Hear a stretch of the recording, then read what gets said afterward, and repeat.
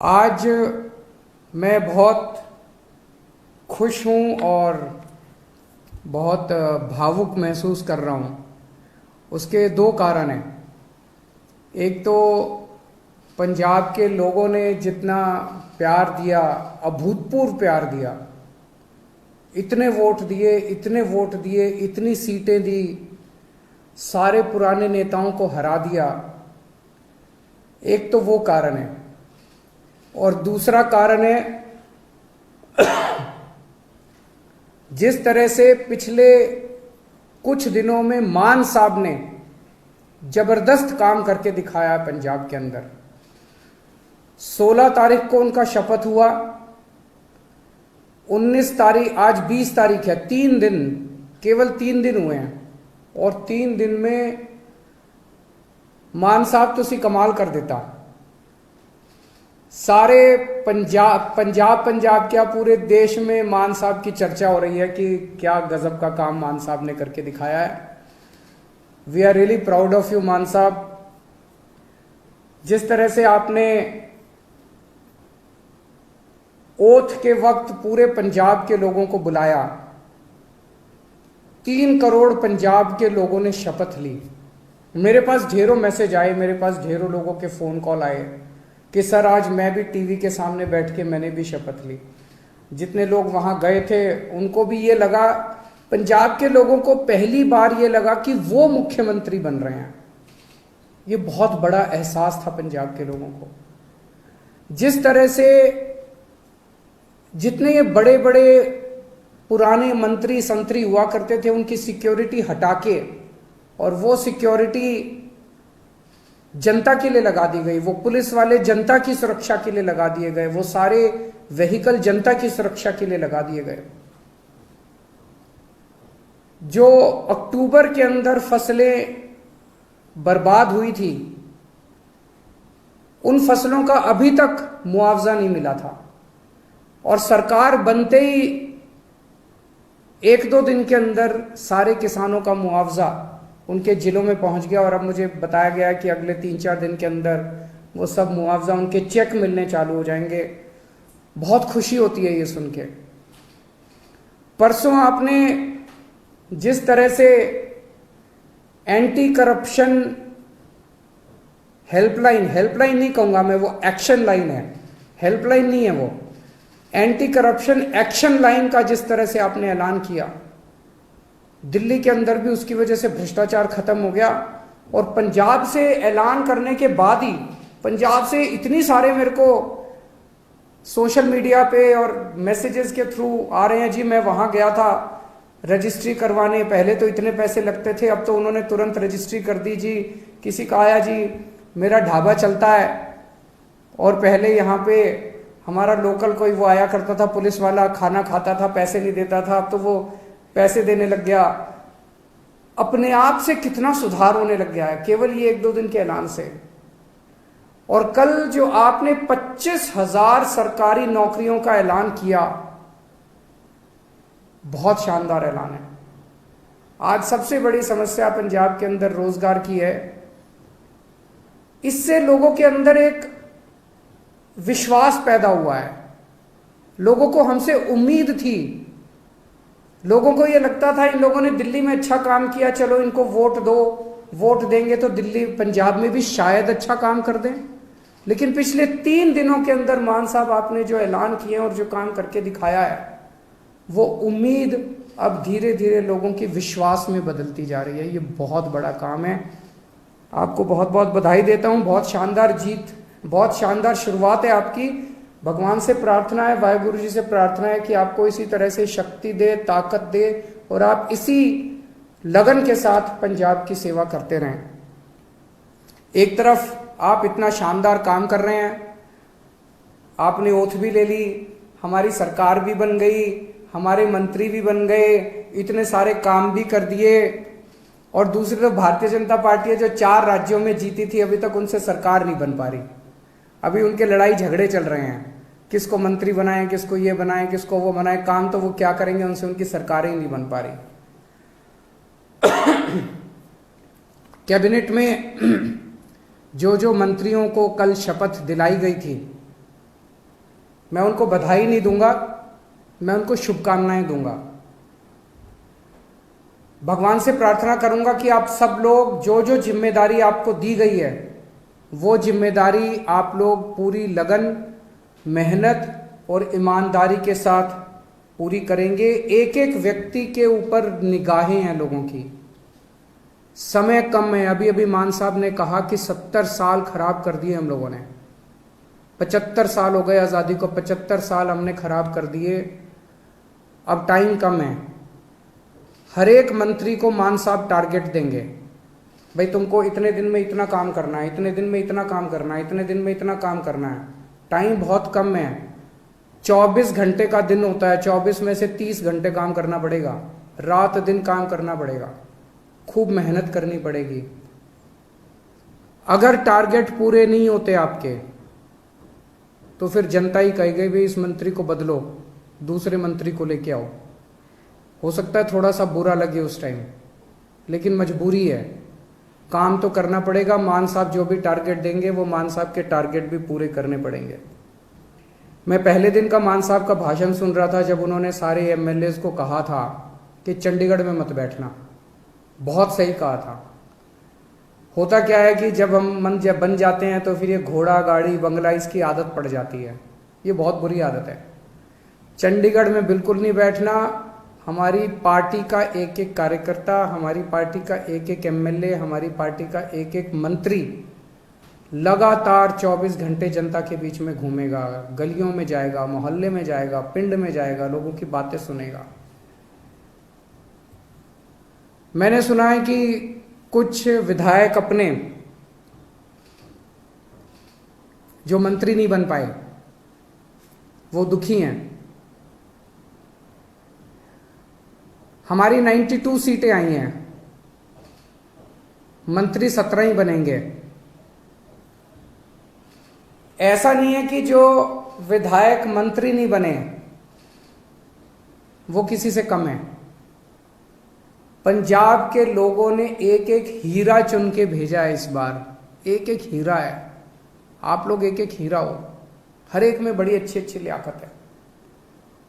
लेकिन हमें ये 92 लोगों की, 92 लोगों की एक टीम की तरह काम करना है। अगर हम टीम बन के काम करेंगे, अपना स्वार्थ छोड़ देंगे, अपनी इच्छाएं छोड़ देंगे, अपनी एम्बिशंस छोड़ देंगे, पंजाब की तरक्की होगी, पंजाब खूब आगे बढ़ेगा।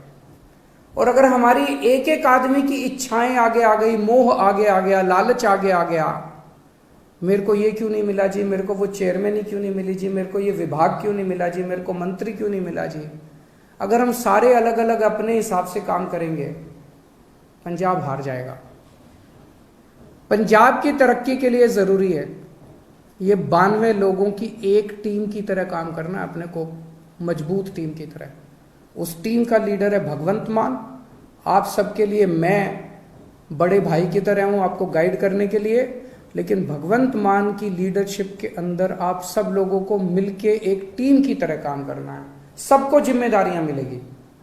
अगर कोई मंत्री बना तो वो मंत्री की जिम्मेदारी है, वो कोई बड़ा वो नहीं है, पद नहीं है। किसी को कोई जिम्मेदारी मिलेगी, किसी को कोई जिम्मेदारी मिलेगी, किसी को छोटी, किसी को बड़ी, सबको जिम्मेदारी मिलेगी। जो जिम्मेदारी मिले, जो भगवंत मान आपको जिम्मेदारी दे, वो जिम्मेदारी पूरी करनी है, तभी पंजाब की आगे तरक्की होगी। आपसे पूछना चाहता हूं, आप में से, मैं तो इस बार चुनाव में बहुत ज्यादा डीप में गया था, एक एक कैंडिडेट को मैं जानता हूं, आप में से सब लोगों को मैं जानता हूं। 90-95% आप में से लोग हैं जो पहली बार चुनाव लड़े थे। कभी जिंदगी में सोचा था एमएलए बनोगे? नहीं सोचा था। ऊपर वाले का कुछ करिश्मा था कि आपको टिकट मिल गई, आप एमएलए बन गए, लोगों का इतना प्यार मिल गया। आप में से कुछ लोग हैं जो बहुत साधारण बैकग्राउंड से आते हैं और इतनी बड़ी बड़ी हस्तियां हार गई आपके सामने। घमंड मत करना, आपने नहीं हराया, जनता ने हराया है। कल आप उनकी तरह काम करोगे, जनता आपको भी हरा देगी। कभी घमंड मत करना। तो ये मत सोचो कि अब मैं एमएलए बन गया, अब मैं मंत्री बनूंगा, अब मैं मुख्यमंत्री बनूंगा। ये सब चीजें दिमाग में नहीं आनी चाहिए, ये अच्छी चीजें नहीं है। आप एमएलए रहते, अपना ऐसा काम करो कि आप ही की ख्याति चारों तरफ फैल जाए। आप एमएलए रहते हुए अपने हलके में इतना अच्छा काम करो कि आपकी ख्याति चारों तरफ फैल जाए, लोग आपको इतना प्यार करने लगे। किसी भी पद के ऊपर कुछ लोग आते हैं, कहते हैं जी मेरा हक था ये बनने का। ये सोच लेना ये जनतंत्र है, किसी का किसी पद के ऊपर हक नहीं है। जिस दिन जनता नाराज हो गई, 2 मिनट में मुख्यमंत्री को भी हटा देती है और 2 मिनट में एमएलए को भी हटा देती है। ये हमारे से पहले वाले जो थे उनको भी ऐसे लगता था कि वो तो पैदाइशी मुख्यमंत्री बनने के लिए आए हैं, वो तो पैदाइशी मंत्री बनने के लिए आए हैं।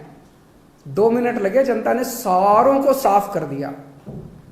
ऐसा ना कर देना कि अगली बार जनता हमें साफ करने के लिए तत्पर रहे। हमें ऐसा करना है कि जनता जिंदगी भर हमारे को प्यार करे, हमें जनता का दिल जीतना है। लोगों के अगर काम कराने हो तो आप जरूर अपने मुख्यमंत्री से मिलने के लिए जाना। लोगों के लिए काम कराने हो लोगों के, तो आप जरूर अपने मंत्रियों से मिलने जाना। लेकिन किसी अपने हलके के डीसी और एसपी और थानेदार की पोस्टिंग कराने मत जाना। मैंने सुना है पहले पंजाब में अभी तक ये सिस्टम चलता था कि अपने इलाके की अपने हिसाब से थानेदार की पोस्टिंग कराई, अपने हिसाब से एसपी की पोस्टिंग कराई और फिर मिलके बांट के सारा सिस्टम चलता था। मान साहब, उनका मंत्रिमंडल, सब लोग मिलके अपने हिसाब से अच्छे अच्छे लोगों की, ईमानदार अफसरों की पोस्टिंग करेंगे। वो पोस्टिंग करें। अगर कोई अफसर आपका काम ना, जनता का काम ना करे, आप ये शिकायत लेके जाओ। लेकिन किसी की अपने हलके के पोस्ट एसपी की और थानेदार की और डीसी की पोस्टिंग कराना, वो मान साहब के ऊपर छोड़ दो, वो करेंगे। मंत्रियों के ऊपर छोड़ दो, वो करेंगे। और अगर कोई करप्शन करे तो वो बताओ। सबसे जरूरी चीज हमारे लिए ईमानदारी से काम करना है। हमने बार बार अपने चुनाव प्रचार में कहा कि हमारी कट्टर ईमानदार पार्टी है, हम एक कट्टर ईमानदार सरकार बनाएंगे। भगवंत मान एक कट्टर ईमानदार आदमी है, लोग हमसे उम्मीद करते हैं। मैं कुछ भी बर्दाश्त कर सकता हूं, बेईमानी बर्दाश्त नहीं कर सकता, पैसे की चोरी बर्दाश्त नहीं कर सकता, जनता के पैसे की चोरी बर्दाश्त नहीं कर सकता। तो अगर मेरे को पता चला, मान साहब को पता चला कि कहीं किसी ने कुछ गड़बड़ की, तो फिर एक भी मौका नहीं देंगे। वहां मौके की कोई गुंजाइश नहीं है। आपको हमने जो काम दिया, आपने टारगेट पूरा नहीं किया, हम आपको 1 मौका देंगे, 2 मौका देंगे। लेकिन अगर आपने कहीं गड़बड़ की तो पहले मौके में ही सख्त से सख्त सजा मिलेगी। जो सजा जनता को मिलती है उससे दुगनी सजा अपने वालों को मिलेगी। फिर जनता ने बहुत भरोसा किया है, जनता के भरोसे को तोड़ नहीं सकते। बेईमानी मत करना और कुछ भी कर लेना, बेईमानी मत करना और जनता के साथ बदतमीजी मत करना। अभी मान साहब ने भी इसका जिक्र किया।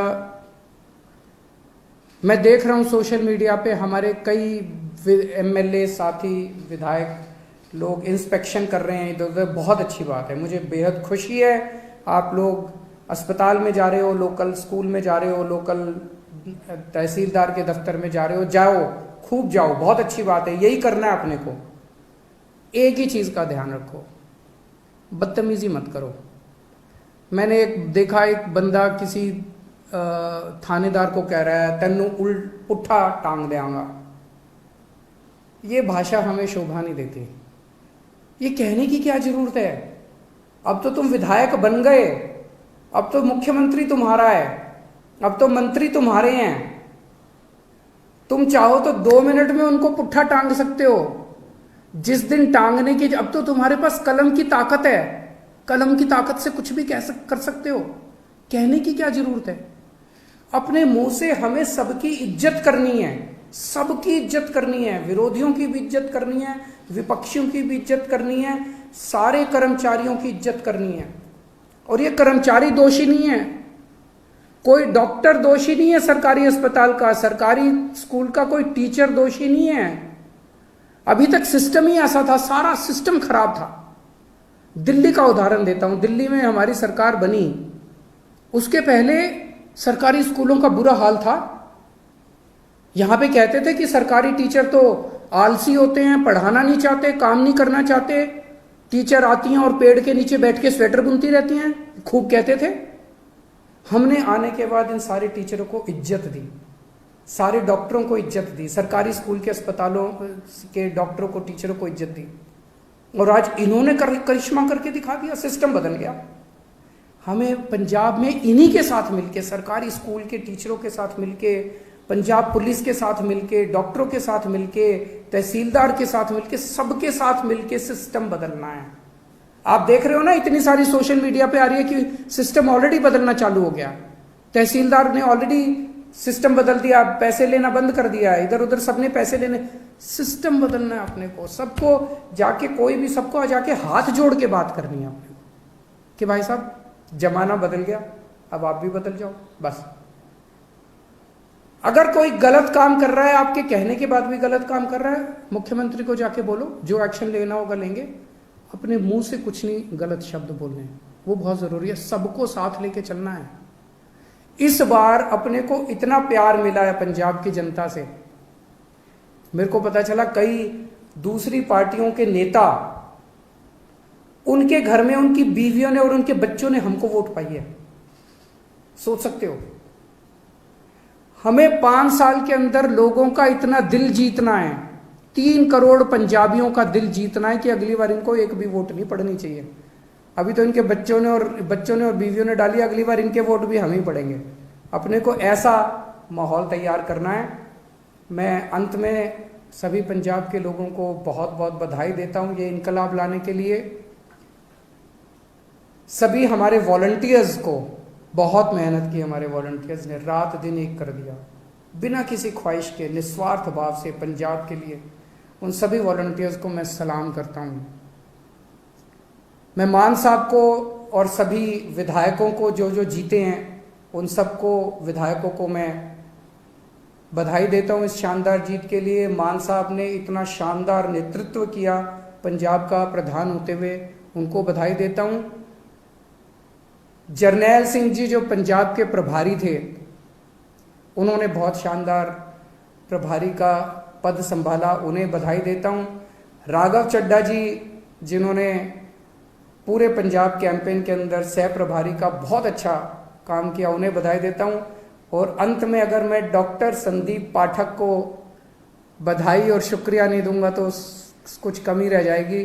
उन्होंने पीठ पीछे रह के जिस तरह से शानदार संगठन तैयार किया, शानदार कैंपेन डिजाइन किए, शानदार पूरा पंजाब का कैंपेन संभाला, मैं उन्हें बधाई देता हूं और उम्मीद करता हूं कि आने वाले 5 साल के अंदर हम सब मिलके पंजाब को ठीक करेंगे।